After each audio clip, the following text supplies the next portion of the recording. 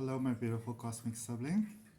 Adrian Nelson here, full-time psychic. And I want to speak to you about Escaping Twin Flames. It's the three-part or the three episodes series stroke documentary that recently launched on Netflix. And today is November the 17th, 2023. It's a Friday. And there's 7 points that I'd like to raise around this. And I think that the last one, the seventh one, is actually the most important. It really ties everything in together. I'd like to encourage you to listen to what I have to say with an open mind, but also simultaneously to bear in mind that this is my point of view. And it doesn't necessarily have to be your point of view. You know, you have got every right to make up your own mind to decide for yourself. So, listen to it, see how you feel about it, but, make up your own mind. And I want to touch on the 7 points that I want to touch is how this actually even came about, how this was even possible, for this cult sort of setup to actually happen in the first place. How was, secondly, why did it happen? Like more from, so there's Jeff and Shaylee, which are sort of like more the people that were running called Twin Flames Universe. So first of all, how did people get into it? And secondly, how was it even possible for these two people to get people to join this? How is such a thing possible? And how this can reflect back to you, because that is very important. Then I definitely want to speak about the mirror technique, because I thought it was really, really incredibly, I can almost say amazing, the way something like the mirror technique, that is such a powerful, powerful manifestation tool, could be used to people's detriment as opposed to their benefit. And this is something that can happen quite easily. So I'd really like you to stick around for that. I'd like to speak about the shadow, and I'd like to speak about fear. And then I'd like to speak about the fact that we're in the Age of Aquarius at the moment, speak a little bit about the media, and then for point number 7, there is that lesson, that I really want to speak about for all of us in all of this, because all of life is a lesson, and all of life is, always talking back to us, and it's always communicating to us, and there's a lesson in everything. All right. So, sorry. Let's start with point number 1. Let's start with the how. Let's start about the how, the cult setup, basically. All right. So, when you think of something like Twin Flames itself has been incredibly commercialized. It's become a lot like Christmas and Valentine's Day and all these type of things, that you have to find your twin flame, and if you don't find your twin flame, then your life isn't worth anything. And even with life in general, with society through generations, we have gotten into the space, especially for women. We have gotten into the space that if by a certain time, you don't have the one, and you aren't married, and you don't have kids, and you don't have the proper job, and you don't have that proper love and all those sort of things. I mean, God forbid you can't have children. God forbid you're barren. It's seen as the worst possible thing. And so the main reason how something like this can come about is because of the misconception of who we are and what we are worthy of and what we deserve. It's something that Greg Braden refers to as, we have severed our connection to source, to spirit, to the divine. And so we feel very lonely in this experience of life, because life can be challenging. Life can be very, very hard. And the simple truth is, when we do find that powerful love connection, everything does get better. It raises our vibration. We feel better about life. We feel better about ourselves. We feel more fulfilled. We feel more happy. It is just the truth. It is just the simple truth. And so there were those beings that, human beings that obviously through the years realized that they can really utilize this to their benefit, that they can really sort of feed their greed sort of purposes through this, and I'm not going to say any names. This is not about naming and shaming. But if some of you may know, some of you may not know, I'm going to ask you very, very, very nicely, very respectfully, very seriously. If you are going to comment on this video, let's please remain respectful. Okay? No nastiness, no ugliness, no slander. Please. Please, please, please, please, please. All right? This is not one of those let's blow the whistle type of things. I am making this video with the intention to help you, to support you. And that is my intention in all that I do. You know, so it's not about conspiracy theory or any one of those kind of things. But so some of you may be familiar with a particular person who's been very involved with promoting the whole twin flame thing, and you can find your twin flame, and books were written, and you know, cards were produced. And I don't believe that this person, this lady, is the only person that maybe solely made all these decisions, because a lot of times when you look at a public persona, it's almost like a president. In many ways, you're very much a spokesperson, you know, for a much larger voice, really, so to speak. But this person has a little while ago, you know, said that she denounces everything. She denounces angels and all that sort of stuff and the new age. And I must say that in my personal opinion, some of her ongoing YouTube material has become quite boring, because it's very much against, you know, don't do yoga, don't do astrology, don't do da-da-da-da. And for me, I'm all about, listen, you can peacefully move on and you don't have to be a bitch about it. You know what I mean? But you know, there's several things, and of course, you know, people like Jeff and Shaylee, they realize that this is something that they can capitalize on, because the way that we've been brought up in society, it is almost diabolical or it's viewed as diabolical if you reach a certain age and you haven't ticked all these supposed boxes that you are supposed to tick. And I can tell you from personal experience, I'm 41 years old, I'm 41 and a half years old now. But when I turned 30, I felt like such a complete and total failure and loser, because, you know, I haven't found that life yet. I haven't made that connection yet. I don't have children yet. I don't have a home. I don't know what I'm going to do with my future. And I felt like such an absolute, complete and utter failure, you know, for, I suppose, having failed myself. And then I remember this one day I was sitting on the porch with my uncle, and we were having a beer, and I was lamenting about all these horrible things in my life. And he was just like laughing. He was like, and I'm like, what are you laughing about? I'm being so serious. And he was like, well, do you actually want those things? Have you for a moment sat down and thought to yourself if you actually want those things? And it was such a breakthrough moment for me, because I realized that, you know, I was so unhappy and so sad because of the things that I didn't have in my life, instead of focusing on what I do have, and secondly, not even admitting to myself that I didn't necessarily want all those things. You know, that's not necessarily who I wanted to be in my life. You know what I mean? So the thing to understand is that, you know, when these people, and you do see some of it in, you know, in the material as well, how they really poach people.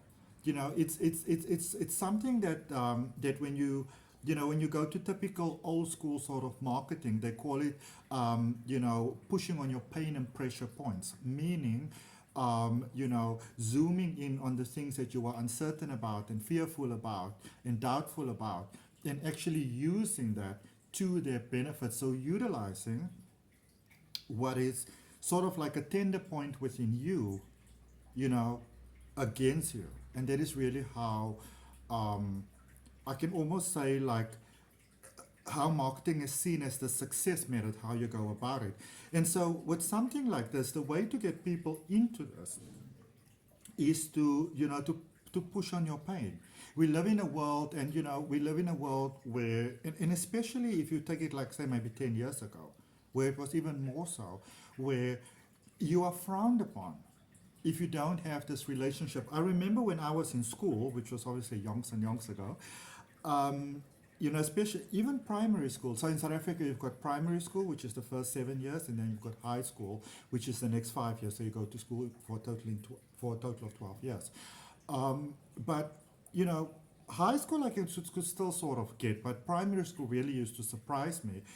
How as human beings, we've got this drive, and it's something worthy. It's almost like bully worthy if you don't have this sort of connection to someone, which to me seems sort of silly. Now that is just me, but to me it seems sort of silly back in my school days, because I mean, I'm here for education, and I'm probably never going to marry this person, and, you know, I'm going to go and live my life, and I wasn't even sure about my sexuality at the time, and I was like, this seems like such a total waste of time to me. That was my point of view.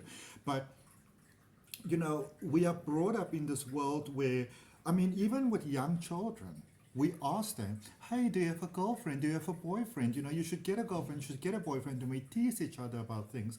And whilst there's nothing wrong with teasing, it can actually can become a very hurtful thing. And of course, when we become teenagers, which I think is where they scouted most of these people, teenagers and more sort of like your middle ages again, especially ladies, where you feel your biological clock is running out.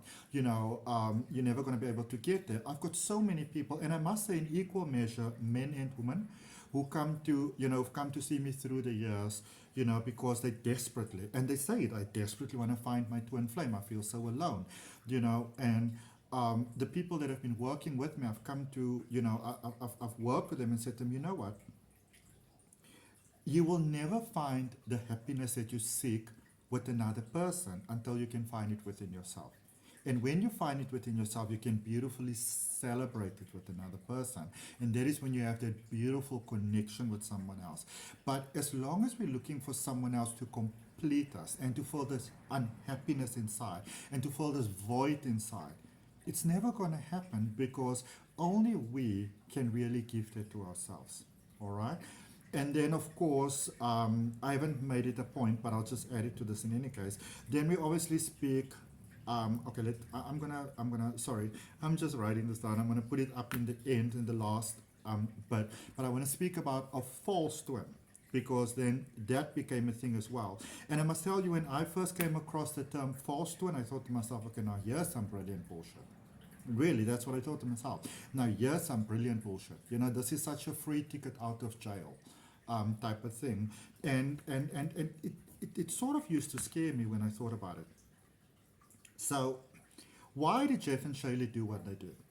And I want you to understand that this is not me condoning what anybody did or justifying it or anything like that. But what I want you to open your mind to is that it's people that are in pain that do painful things to other people, because misery is always looking for company. So why did Jeff and Shaylee do what they did? And if I remember correctly, I think it was, if I remember correctly, 2, maybe 3 people have actually, through the passing of time, referred me to this website of them, and they were like, if, the people would be like, you're getting older and you're on your own and you must be so sad and you must be so lonely, and these people can really help you. And I'll be like, well, no, I'm not sad and I'm not lonely. And I will be honest with you, I will appreciate the beautiful connection of love in my life now. But this is after several years of being single, because if I remember correctly, I think it was like in 2018 that I really made a profound decision. Actually 2019, early 2019, I made a profound decision within myself that if I keep on getting myself into these compromising situations with love and romance, it must be something inside of me, and that sent me in a healing journey within myself. And the reason why I am now ready for love is because I'm not looking for someone to complete me, to make me feel that I'm worthy and deserving and good enough. And a lot of times, when you get these sort of culty things that are happening, it is, it's prying on people's emotions, it's prying on their pain, it's prying on their fear, and that only really comes from pain within the self, because people that love themselves and that really have an appreciation for themselves and that understand that we are broader than just us, that everything and everyone is part of us, we're going to have a healthy level of respect for life, and you're going to want to have what is best for other people. And I believe that these 2 people, and whoever else was involved really, because they're not the only people that's doing this sort of thing, they're just the ones that highlighted, and I'm going to speak about that a little bit later on, because I believe that there's a divine unfolding in all of this to bring broader consciousness to the world. All right? And so the thing to remember is that whilst what they did was a very, very crappy thing, there are very powerful lessons in there for all of us, for all of the world. All right? If we are willing to step away from the seat of judgment and see what it is that life might be giving back to us. All right. So why did they do it? Because they could get away with it.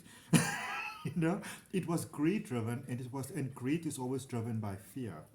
Okay. So maybe, I was hoping that the series would maybe go a little bit into their past, because, as a regression hypnosis practitioner myself, an NLP practitioner, and I've got a little bit of a little bit of training in CBT, cognitive behavioral therapy, and I'm also very into epigenetics. It would be very interesting to see on a deeper scale what was driving them, because there's tremendous amounts of fear that were driving them, you know. And I mean, just the way that these people were speaking to other people, sometimes if anybody in life ever speaks to you like that, you should be like, fuck off, you know, I'm not going to let you do that. So let's speak about the mirror technique, because I thought it was so incredible. It was so incredible how they use something as powerfully effective as the mirror technique against people. And this is the thing to understand when it comes to, you know, energy practices, metaphysical practices, anything that's got to do with the mind, anything that's got to do with the consciousness. You know, knowledge is the potential for great power. Because with knowledge you can do a lot of good, but you can also do a lot of bad. It's how you apply the knowledge that you have.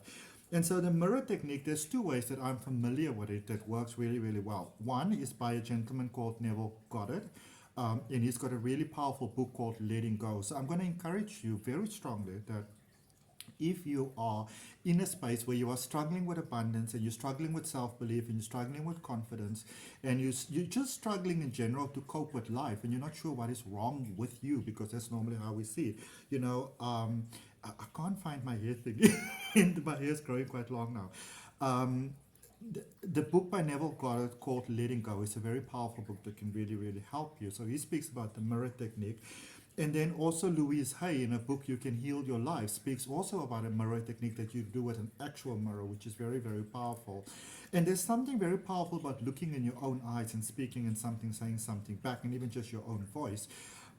So the mirror technique that from what I can tell, that they've been utilizing is more the one that Neville Goddard is teaching about, or was teaching about, which is where you reflect back to you. So instead of seeing a situation in life as separate from you, you reflect it back and say, what is life trying to reflect to me? You personalize it, internalize it. And this is such a powerful, powerful practice when you use it for your own growth, when you use it to release fears, when you release it or use it to unlock and release and, you know, utilize and benefit from all the dormant talents and skills we all have inside of us. So you know, I don't want you to be sort of like scared and say like, oh my goodness, you know, this is such a terrible thing and I should steer clear of all of this. Because there is just people that from their own pain utilize something that has got such wonderful potential and has helped millions, if not billions of people in a positive way. They utilize that to their benefit. And in a very long and short, like the short of it all, the way that the mirror technique works is that in life we typically repeat the same cycle over and over and over, and we don't understand why we have the same experience over and over and over, because it's about not understanding that we are recreating and maintaining our own experience of life based on our beliefs within our subconscious mind about who we are, what our worth is, what our value is about life, and all that sort of things, and how things can come to easily, stay, leave, that sort of thing. So with the mirror technique, it's when you look at it, something happens, we have a reaction to it, we give that energy, we give that focus, we give that attention, and so that is the experience that we get back. So with the mirror technique, it is about taking a backseat, becoming objective and seeing the pattern. So what is happening, and then rewinding a little bit and see, okay, what did I do prior to this? How did I contribute towards the bad that is happening in my life? For those of you that might be interested in a deeper study around this, when I created my advanced tarot reading course, following my initial tarot reading course, I got stuck there for a little while because there was so much that I wanted to share, but I realized that it was becoming too long. So the advanced tarot reading course in itself is already like, I think it's about 12 and a half hours, if I remember correctly. But then I felt I wanted to share with people all these things about abundance and prosperity and success and how to align with your dream life and things like that. And so I use something like the mirror technique to say, okay, source, okay, universe, okay, life. What am I missing here? What is the point that I'm missing here that I'm supposed to do? And then I realized that, you know, there's an additional course that I can actually create from all of this now. I can't remember exactly how long that course is. it's also about 8 or 9 hours, because I really go into detail about it. I call it my Abundance Manifestation Masterclass, which is on Udemy. And if you are struggling in life, I've created that for you. First couple of lessons are free. Check it out. Link in the description. Okay. But I just want you to know, and this is the thing. I don't want you to become scared of spiritual practice and things like that, and maybe self-development, and become completely suspicious, because this was just two people that from their fear utilized something that has got such beautiful potential for positive, to the detriment of others for their financial gain and benefit and ego, obviously.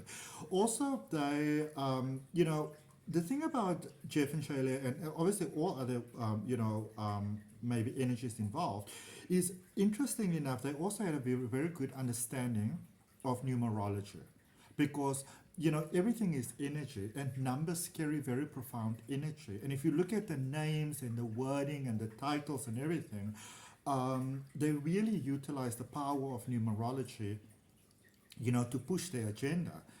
So, and in this sense, I will always say, don't sort of become afraid of the knowledge, because the more you know, the more you understand, the more you can utilize things to your benefit, and not almost subconsciously or unknowingly become a victim of something. All right. So that is something really, really important. All right. And then something else that I want to touch on, sort of like in spirituality itself, is that we are in what is called the Age of Aquarius. All right, we are in what is sometimes called the Age of Aquarius. Now, unless you don't know, these ages, so to speak, you can almost take it like a year for let's call it for our universe, for our astrological cycle, so to speak, where there's almost like a predominant sort of energy that is happening. Now, I want you to remember that as human beings, we are part of something so much bigger than us, but it's also part of us. All right, and we are part of it. We're not separate from anything, and that is really something that, especially when you go into sort of like studies like medics, for example, or the 12 laws of the universe, for example. I speak about that in the advanced tarot reading course. Then you really get to see how you are part of so much more, and how you're so much bigger than generational society has led us to believe. All right. So prior to the Age of Aquarius, just to put things into context for you. So prior to the Age of Aquarius, we had the Age of Pisces. And Pisces in astrology, it is the 12th house, the 12th zodiacal house. It's sort of like the house of death and rebirth, of transformation.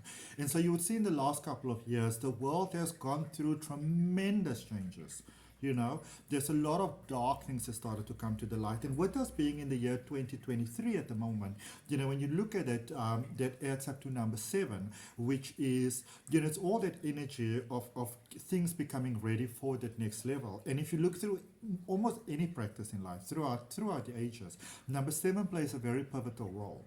If you look at the Bible, there are numerous references to number 7. If you look at Islam, if you look at Judaism, if you look at many other religions, many other traditions, you look at the Aztecs, the ancient, African Sangomas, the witch doctors, the practices of light, which is very similar to shamanic practice, really. The Mayans, the ancient Egyptians, you get the number 7 being very predominant in all of these practices. Then we go into the Age of Aquarius, where we are now, and really sort of solidly in it now. And if you think of the next year that follows, which is 2024, it's a number of 8, it's a number of flow, it's a number of infinity, where things are really working out. But, if before things can typically work out, we have to sort of like, establish what is not working and then eradicate that. And that is what a lot of the Age of Pisces has been about. And now with the Age of Aquarius, in typical sort of Aquarius energy, Aquarius is going to be like, listen, these things aren't working, let's get rid of that, let's start over, let's start new, let's refresh, let's detox. All right. So the Age of Aquarius is very much about living in abundance, living in flow. All right.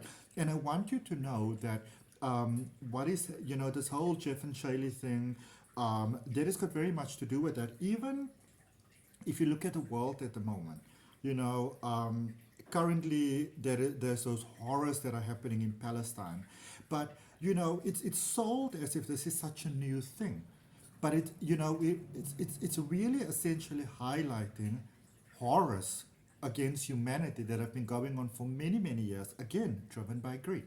All right. There's a lot of that is happening at the moment. Now, something that I do want to speak about is the shadow that we all have, and the shadow of fear. All right, because it is fear that is going to let you find yourself in such a situation as a lot of these people did.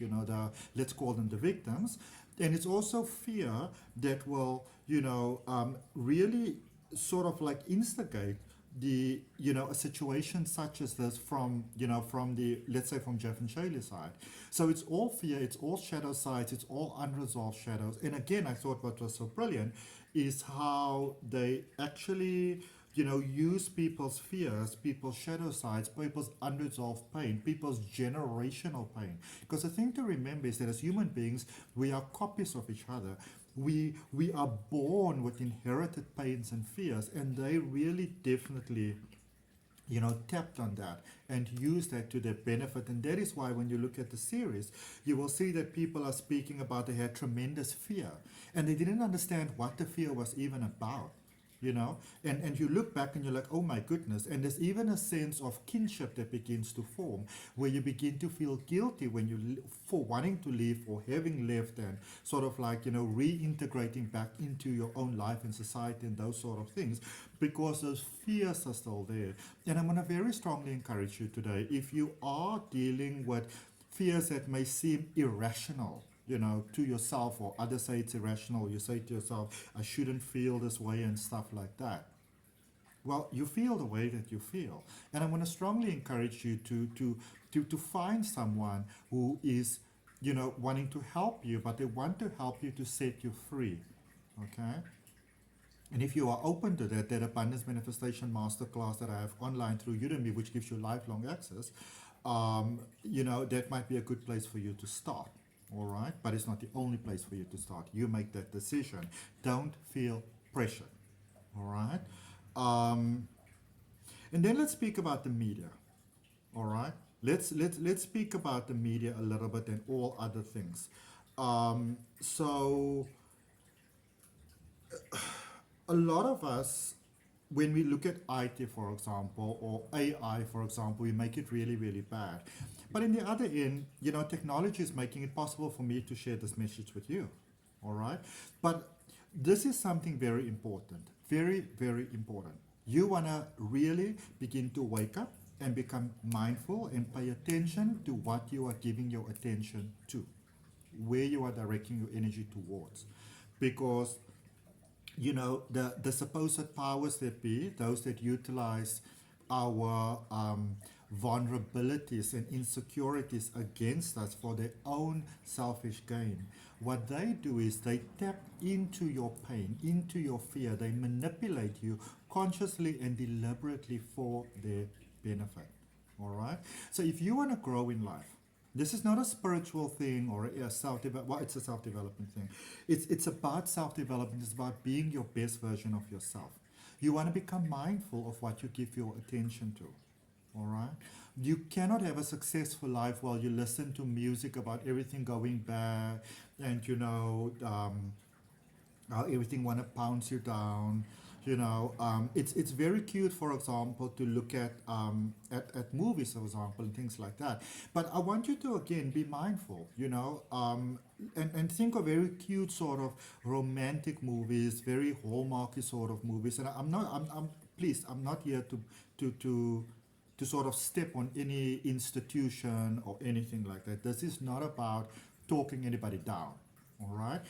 But I want you to be mindful of the typical plot that we get for like sort of, especially around a period like Christmas, because we're going into the holidays at the moment, and there's this one group that would feel, and I see it quite a lot in comments actually, there's one group that feels that, there's all this romance happening around Christmas and you shouldn't have this, and it's all about the birth of Jesus and how dare you and stuff like that. And then there's the other group that is like attacking this group, and then there's the other ones just looking for love, and then there's the ones that are telling those to fuck off, and so forth and so forth and so forth. All right, all sorts of storms in teacups that you can so easily get drawn into. All right, media of all kinds have been used through all of the years. Visual media, like the internet, social media, YouTube, Netflix, Disney, whatever. Newspapers back in the day. All of those things have really been used very much, quite often, for selfish intentions. And I mean, even when I was looking at, for example, this one person in the series was saying that, that these two people, Jeff and Shayla, said that you should get the book. And the thing is, like, you also want to think to yourself, what is it that in your mind legitimizes other people, legitimizes an institution, legitimizes a cause? Because when you think about it, when we sort of see that somebody's got a book out, suddenly they are, they are legit. Not bearing in mind that most people can put out books. Most publication houses are going to publish a book because they can make money from it, because obviously it's a business at the end of the day. You can self-publish, you can put out an ebook over there. It's really not that hard, But media has been used through the years, billboards, everything, to make us believe that, you are not quite there and you have to aspire to that higher level. I mean, it's like the bullshit that they do with like celebrities, for example. There's this unreasonable expectation to look a certain way. And truth be told, a lot of times those celebrities themselves are under a lot of pressure as well, because if they don't do what, the powers that be tell them to do, then they won't get work. In actual fact, they may become blacklisted. So it's a very toxic sort of industry. And, people use it with all sorts of things, shampoo and whatever, that you believe like, oh no, I must get that, and you measure yourself next to other things and other people. So be very mindful of what you give your attention to, especially when it's just something that's happening in the background. So you just have some series, I don't know, about a couple of chicks beating the shit out of each other happening on the background. What is that feeding your subconscious mind? It's very, very important to be mindful of what you are feeding your subconscious mind, because there are many, many people in institutions out there who will use your attention to their detriment. And if you watch the series, Escaping Twin Flames, you will see how this was done, how people were scouted, and their pain and fears were used against them. My apologies.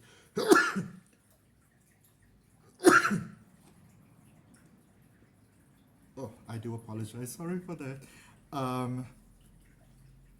And then let's talk about, lastly, the lesson or the twin or the false flame. All right. So what is the lesson for all of us in all of this? Remember that life is always giving you feedback. And we will say, oh, these people are so horrible, these people are so terrible, how can anybody do this? But in the same way that Hitler did a lot of really terrible things, there are other people that did worse things.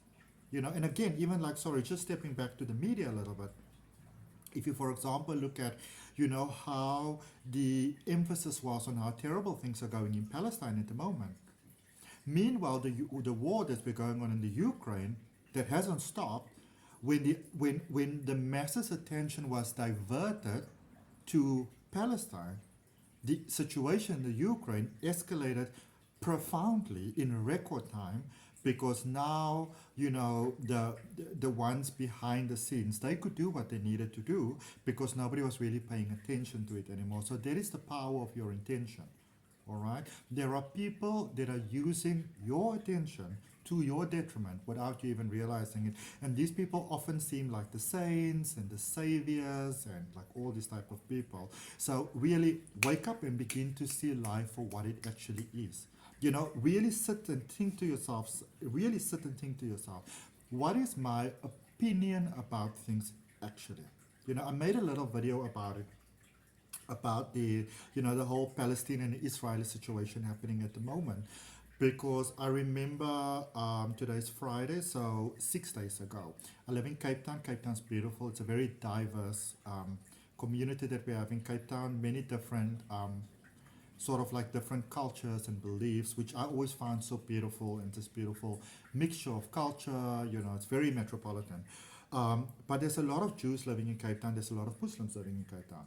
And the way that both those sort of like, let's call it influences, came to Cape Town, South Africa, but Cape Town specifically, is through a lot of pain. And what I could see is that while a lot of people were sort of standing up for Palestine, within themselves, it's actually deeper pain within themselves that they were fighting about. That they were standing up against unresolved pain. And I'm not here in the seat of judgment. It's more a seat of observation. But what I will say is that what horrified me is, I was outside for less than 10 minutes and I just wanted to go inside because it was overwhelming. But I was hearing these younger, and when I say young, I'm not even talking about teenagers. I'm talking about kids. I will estimate them 12, 13, and there was even 2 or 3 younger ones with them, was probably about 7 or 8. And the things that they were saying were so painful and almost hateful, and I can understand that because, in the one sense, it's hatred that causes pain, but the reminder is also that hatred towards hatred resolves really nothing. It does, nobody really wins at the end of the day. But so there's a lesson in all of life for us. And what might be the lesson for you in this? Maybe it's time for you to, I'm so sorry, my people. Maybe it's time for you to, to look at life with fresh eyes. Because then the whole false flame thing came about, which I thought was so great, because now all of a sudden, if your twin flame wasn't your twin flame, they could be your false flame. All right? Make up your own mind. All right? And know that you are worth more than just being in a successful relationship. And when you understand the true value of who you are, that is when you find a beautiful person that you can celebrate the beauty of who you are with. All right? So that's what I got. I hope that it helps. I hope it's like somehow it helps you. Very open to comments. Let's please keep it respectful. Namaste. Love and light.